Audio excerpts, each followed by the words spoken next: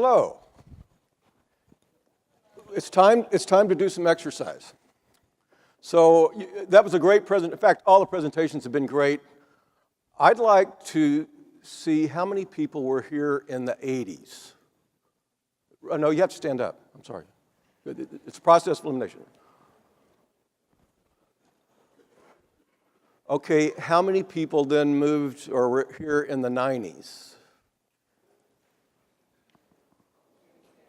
Okay, very good, thanks. You can sit down now. The reason watching all these presentations today, the thing that struck me is that this is a community that has really grown.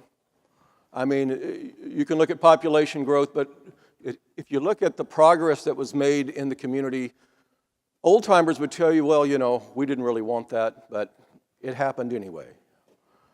A lot of other things didn't happen. I actually went to school here in 82 and 83, got my MBA in 83. I was on the Albany City Council then starting in 85, but I was also working with Lynn Benton Small Business Development Center for about 12 years, doing a part-time job during that time.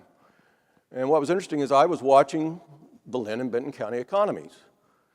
And how many of you that were here in the 80s would say that the reputation was, you don't want to do business there? So it's really interesting what has happened since then. And maybe that's where I go to my first slide. No, that's not it.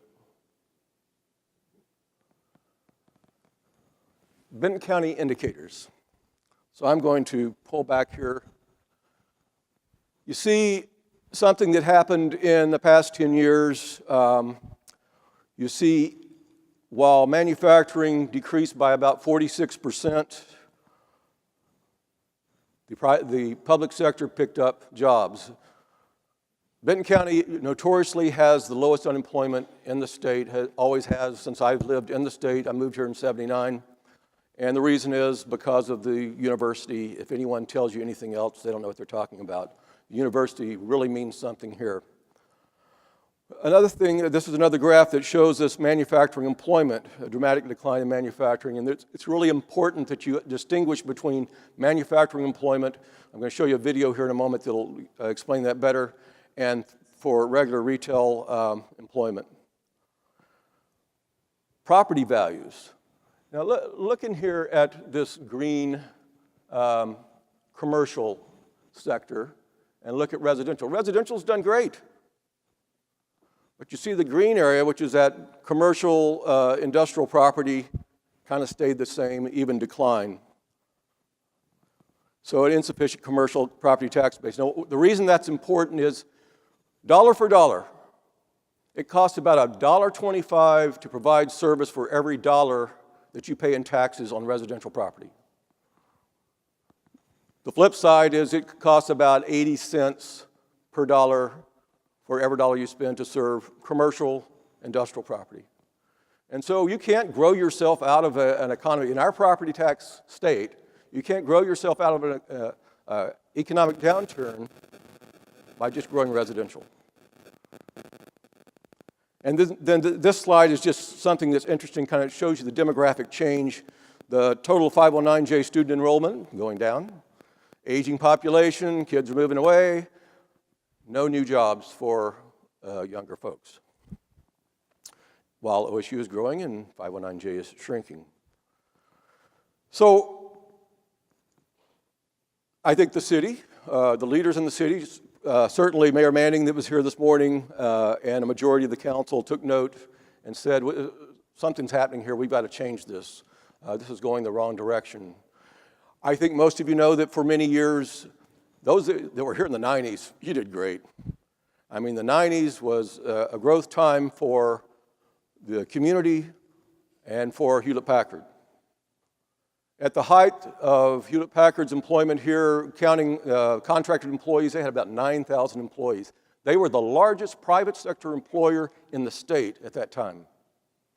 And Corvallis got used to it because that was property tax. And frankly, city leaders at that time, they just wanted to throw money at every problem that came up. We can solve it by just buying it. Let's just spend tax dollars on this. I mean, we have a lot of great services that we've gotten very used to in this community. And of course, you know what's happened with property tax collections over the past few years, and it's because basically the decline in Hewlett-Packard.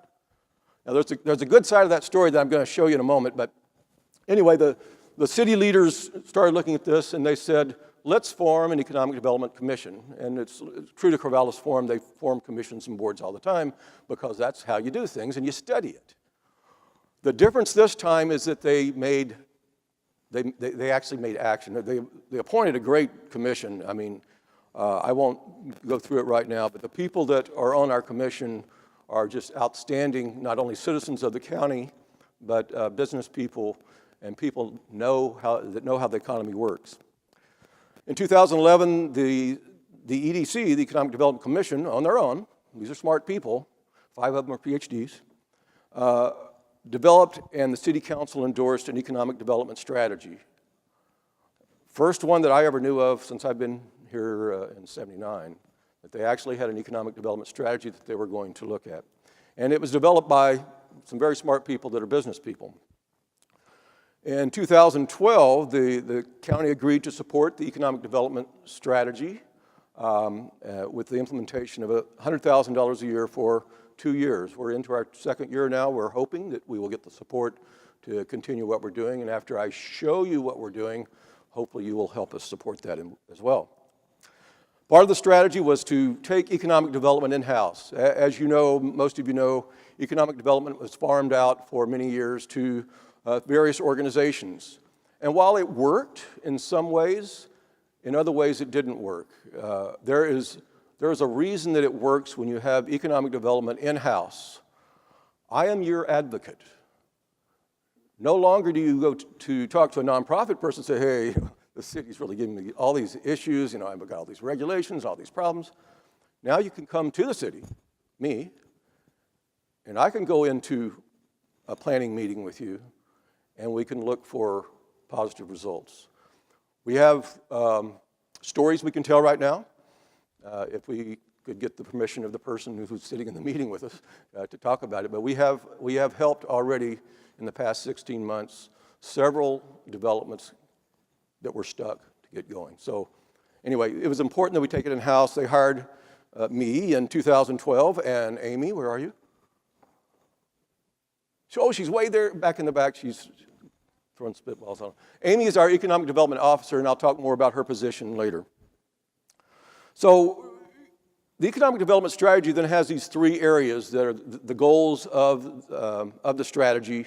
And overall, they are to facilitate business startups, to facilitate business retention and expansion, and to facilitate recruitment and fill industrial space. I want to talk about each of those individually for a moment.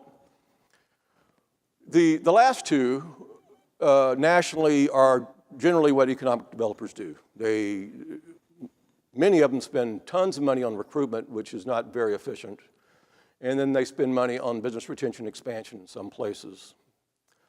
The strategy that we have pointed out, we need to focus on business startups and business retention expansion. And oh, by the way, we have all this industrial space. If you can fill it, that'd be great.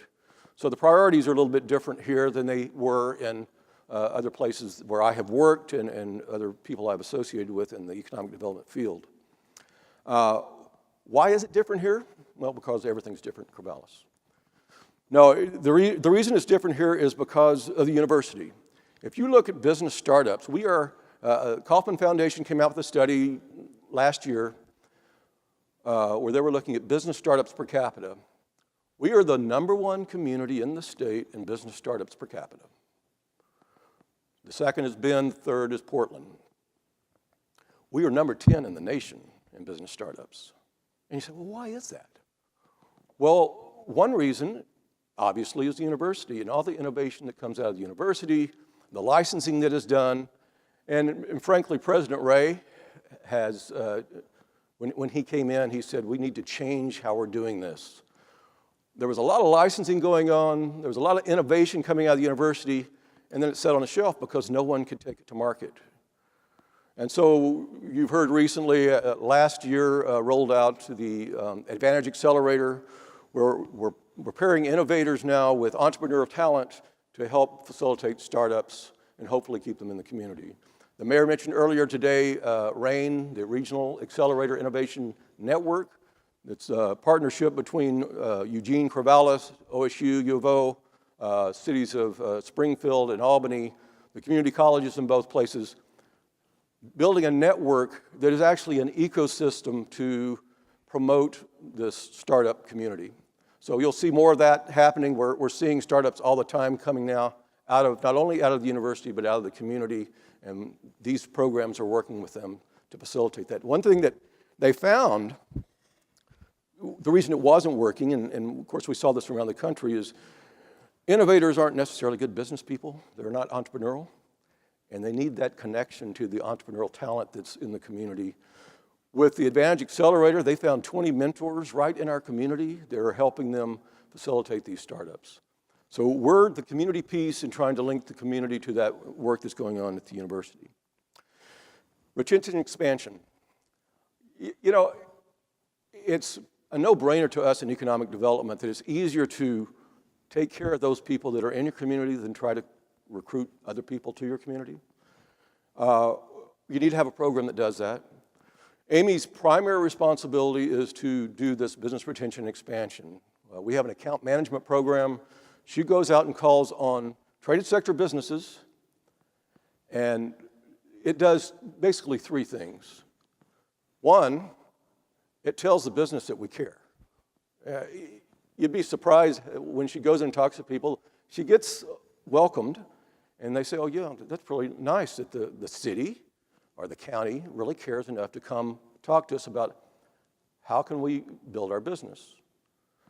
Number two, she's usually able to share with them information about resources that are available that they didn't know were there. I mean, as an entrepreneur, you're buried in the weeds doing your job all the time. You don't have the time usually to go out and investigate resources that might be available in the way of marketing help, financial help, to assist you in growing your business. Number three, and there's some cases that some of you in the room even know about, but I can't talk about them up here, where we've been able to remove barriers to a business that otherwise thought they were going to have to go somewhere else because they certainly can't do this in Corvallis or in Benton County. And we do have one that we can kind of point to that's tripling the size of their footprint right now because Amy took the time to go and talk to them, followed up on a lead from a financier that said, this business is about to leave the county because of all this past history that they had in anti-growth and so forth. Now they're tripling their footprint. We think they will build a new manufacturing facility in the next couple of years in Benton County because we made that effort. Finally, I got an anecdotal story I'll tell you about recruitment. So prior to being here, I worked in Sherwood, yes, for 4 years, but before that I worked with the State of Oregon's Economic Development Organization, which is now called Business Oregon, for 7 years. And I developed a lot of relationships around the state in the economic development field. So Jill is the national recruitment specialist, or was the only one at the time, for the state. And she goes around the country connecting with site selectors and basically sends leads then to the state that then shares the leads with the communities about possible recruitments. Well, Jill, as soon as I got the job, said, hey, Tom, I want to come see you. I'd like to hear about what you have going in Corvallis. She said, my kid went to university there, and I'd come down for games, but I've never been their own business. And I said, well, Jill, that's interesting. Why not? Well, we'd get these projects, these leads coming in, and people kind of sit around the table and say, where would be a good place for this project to land? And someone might mention Corvallis, and the response was, they don't want to do business there. I said, well, Jill, we can change that perception. So she came down, we went for a tour. I showed her the industrial space that we have. Basically, we have the Hewlett-Packard McFadden property area. We have the Sunset Research Park. We have then the Airport Industrial Park. And we were getting done with our meeting, and Jill said, Tom, I had no idea. You have more industrial space in your area than any place between the metro area and the California border. And I said, Jill, I know that. I wish you had known that before now, but we're going to do something about it. So that's why this is in here, because we do have a lot of industrial space that's available for filling. So that's the goals of the strategy, and then, of course, the Economic Development Commission says, well, where should we focus? And so that's why I'm going to go into this little video that we developed, because it's an educational tool that I think we need to get out there in the communities for those that haven't seen it before. If you've been to a chamber forum, you may have seen it. Okay. Is it working? Nope. Well, I need to show my video. Hello?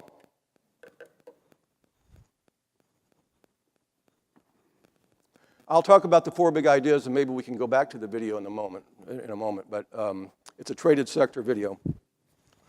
The strategy also talks about 4 big ideas.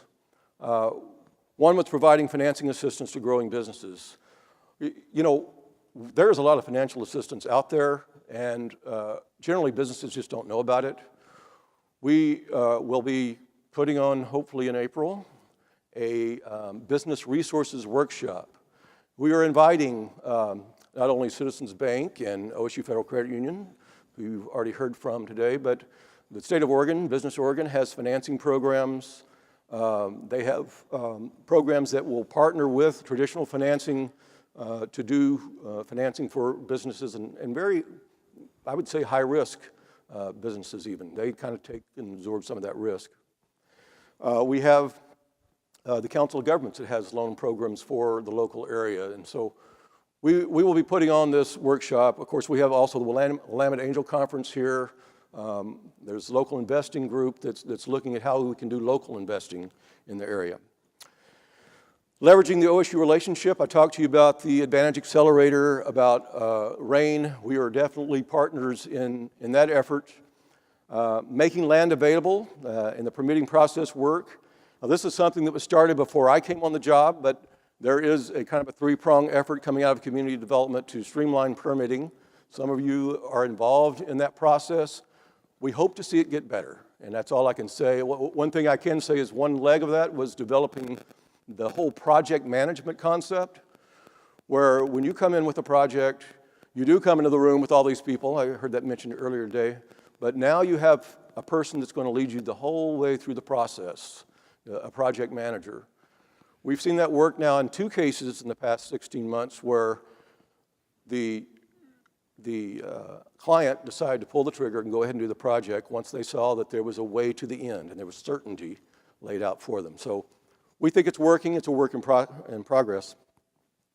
And of course, the 4th big idea, you see me, Amy, we have developed an economic development program that's a core city function. The other part of the strategy then was these 6 smaller steps, like what can we do, what results can we show to hit the ground running? The first was to put in a best-in-class information and marketing portal. Now, I'm going to show that slide to you after this one, so just we'll talk about that in a moment. To sponsor local innovation efforts. So Willamette Angel Conference is something that, how many of you heard of the Willamette Angel Conference? Pretty good. Very successful. It had the highest dollar amount of any angel conference in the state last year. Over $500,000 was raised for, I think there were 4 companies that actually got some funding out of that. There is a lot of capital in this community and in the, I'd say, the Eugene-Corvallis area. It goes back and forth between Corvallis and Eugene each year. This year it'll be in Eugene, but we're helping to support it as well. And so we were big, I guess, behind-the-scenes supporters of last year's Willamette Angel Conference and getting the event pulled together. Why is that important? Remember I said all these startups that we have? They're looking for angel investing. That's a way for them to not only connect.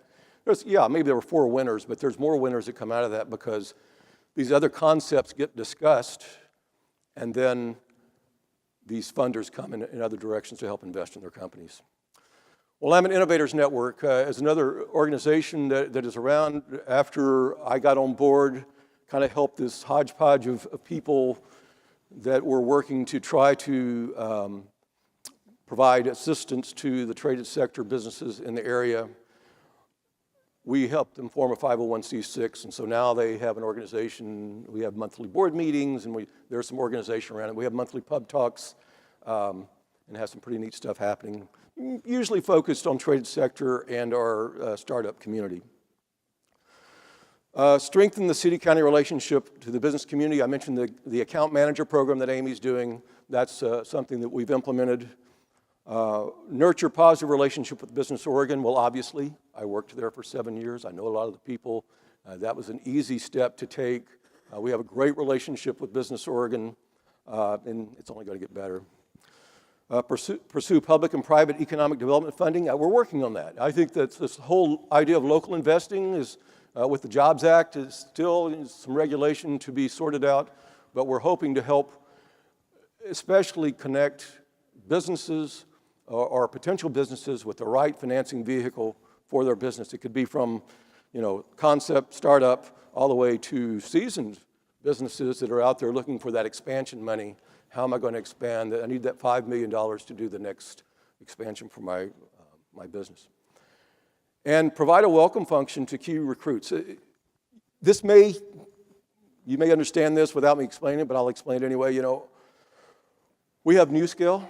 NewScale has, since the day it started, created 186 jobs.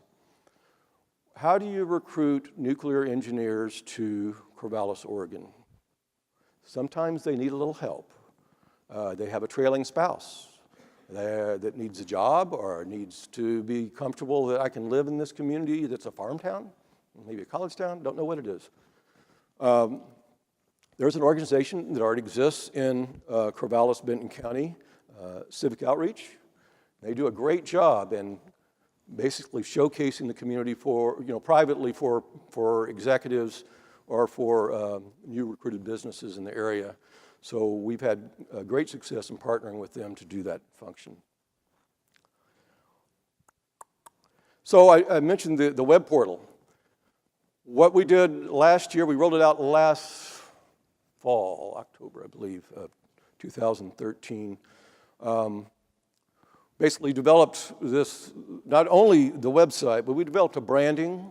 We developed this web portal with tons of information to, if you want to start a business, if you want to grow a business, if you want to relocate here. There's all kinds of resources on this site.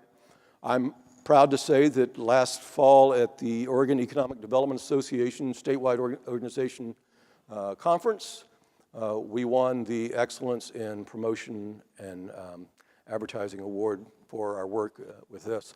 So there's even stuff, there's stuff for every one of you here. You don't even have to be in business. There's a job board on it, as well as a calendar of events, so you can go and plug in your event into the website. This is another resource that is available to you. Now, here's another exercise. All of you who are realtors, please stand. No stand. There's a reason for this. Okay. If you don't do commercial or industrial, you can sit down. Okay, it's good to know. This is especially for you. You may all sit. We started this actually when I was working with the state years ago. We started this program with money from Pacific Corp, PGE, and the state, and put together this database. Of course, you know how databases are. They're only as good as the information you feed them. But it is a database that basically has drop-down menus and has search capabilities to basically say, I'm thinking of moving to Corvallis. I'd like to have a 5,000 square foot warehouse with 500 square feet of office space, 2 loading docks with 20-foot doors. You can plug that in there and it'll show you whatever's in the database and where you want to be. We need your help as commercial, industrial, real estate representatives to populate that. We're trying to pull together a meeting of those who have that information, and we can actually help you even get your information in. When we get these big recruitments, a lot of them are looking maybe for 20,000 square feet, 50,000 square feet. We need to see what's out there so we can help connect those recruitments or even expansions. We have several expansions that we're working on, and they were looking for additional space. One I can talk about because it's already made the press, and they've gotten some good press off of it, is Two Town Cider is building a manufacturing plant out at the Airport Industrial Park. We were able to, and again, they were thinking of moving out of Benton County with that part. We were able, number one, connect them with space, and number two, worked with them to get in an enterprise zone and be, enterprise zone is a program that we have. It's tax abatement for 3 to 5, property tax abatement for up to 5 years. We were able to get them approved for that, and we're also connecting them with certain financing opportunities for their business. That's just an example of what we do when we're out calling on these existing businesses. But I had something listed in this website about a space that was available, and so I was able to connect them with that space. We'd like to be able to do that better. What are our results? Okay, so I'd like to say that we created jobs. Well, we don't do that. We facilitate the creation of jobs. We can look at Benton County jobs since September 2012 when I came on the job, and hey, I've created 2,470 jobs in Benton County. No, I think hopefully we've had an opportunity to facilitate that, and that's something we'll continue to track. In the enterprise zone, since inception, I'm sorry, it was a total of 186 jobs. Most of those were at NewScale. It wasn't all of them. Though I think many of you know that NewScale recently received a $250 million matching grant from the Department of Energy. We're going to see some heavy expansion for NewScale over the next 5 years, and that's going to be more employment that's looking for more homes. That is also looking for more investment in manufacturing space. So the other things that we track, and I track this on a monthly basis, so there's January's numbers. I looked at since July 2013 to kind of look at it on our fiscal year basis and our first year results. So you can see we facilitated information sharing with 63 people interested in startups, with 57 people interested in expansion, with 14 that were basically talking about leaving town, and we hopefully retained all but 2 of those. The other 2 did leave. We also tracked in the number of visits that Amy makes. These are first-time visits. Her goal for a fiscal year is 100 new businesses that she's visiting with, and so we're well on our way to that goal. And then in the first year, we actually responded to 29 national recruitments and 18 additional ones since July 2013. Those are activity results, but I think what we can see when we look at the changes that are happening in Corvallis and Benton County, we can see that those activities are returning into real results. As you know in your businesses, because most of you are in some sort of sales, you have to count the calls, you have to make the calls, and that it does translate itself into actual results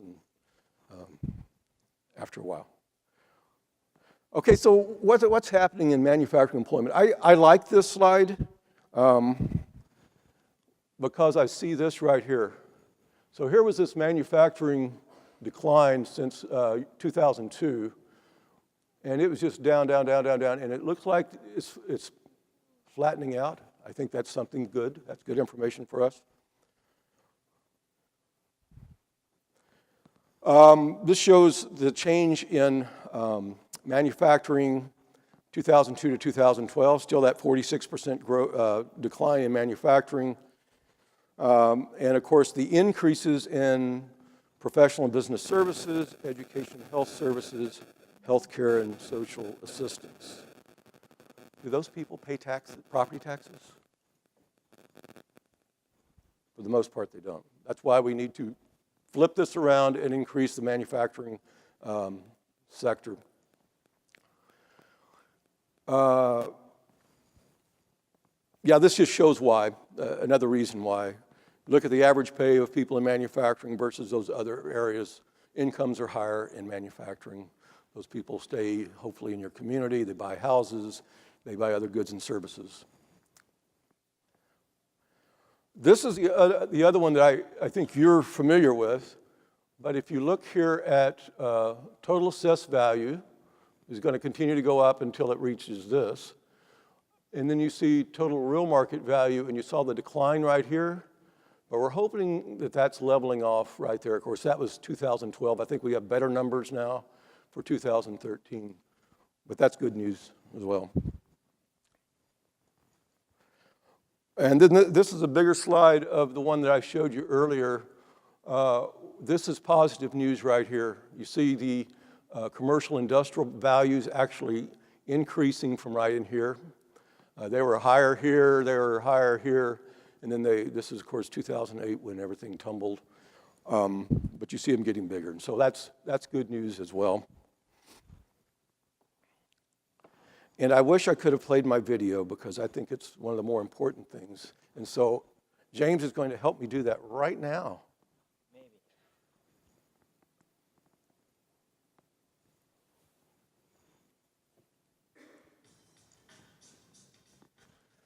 This is what we focus on. This is why traded sector is important.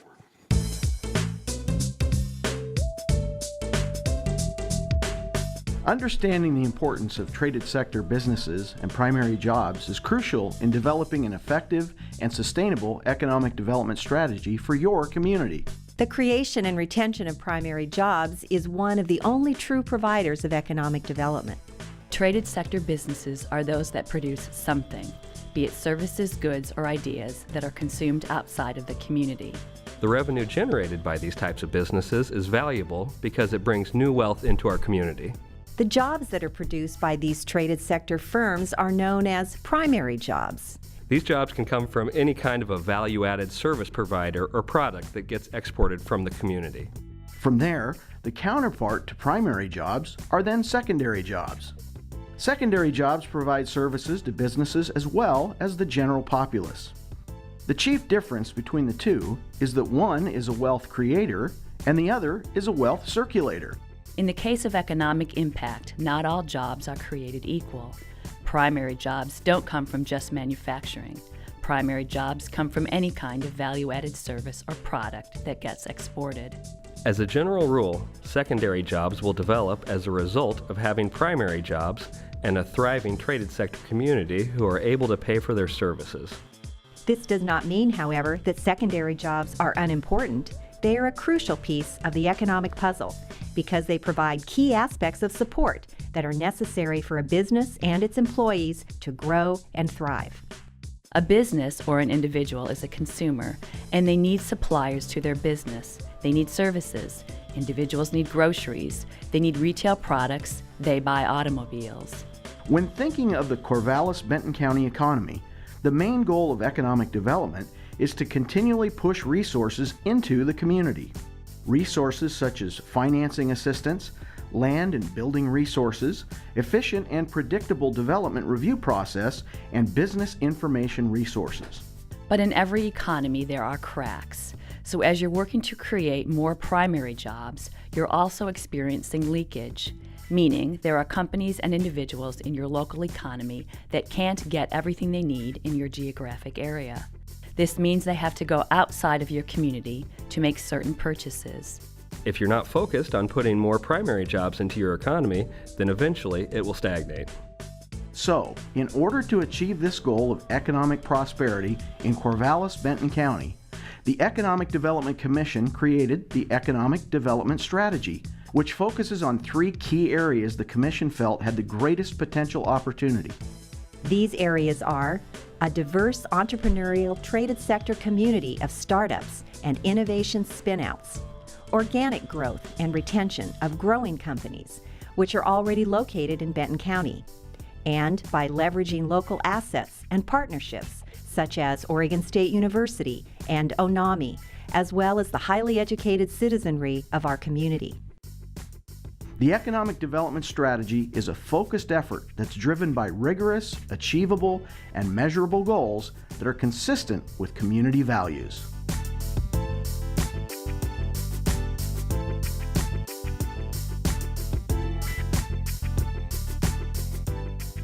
So I guess in closing, that's where our focus is. I was told early on by my boss, Jim Patterson, stick to the strategy. Don't let people pull you in directions that aren't addressed in the strategy, because it's important that we don't dilute our efforts. Certainly, I had 2 calls this past week from, there's one guy that wants to start a food cart business, another guy that wants to develop another retail business, we'll say. And I assist them. I send them to the place they need to be. Generally, it's resources at the Small Business Development Center, but I still assist them. It's just that our proactive stance is going to be, let's go out there and focus on those traded sector businesses so we can grow those primary jobs so that we get this income coming into the community from outside. With that, thank you so much for your kind attendance. Thank you for supporting this great event. I think we've had some great speakers, and I will be out at the resource table later to answer any questions you may have, along with Amy. Thanks.